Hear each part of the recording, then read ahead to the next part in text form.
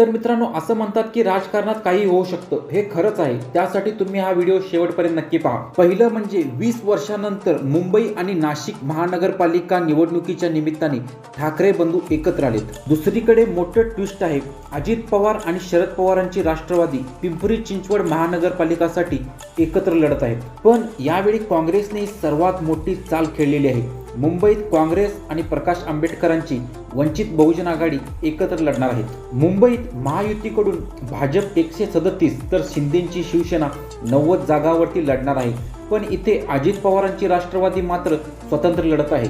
यावेळी मराठी माणूस, संविधान आणि विकास हे महत्त्वाचे मुद्दे असणार आहेत.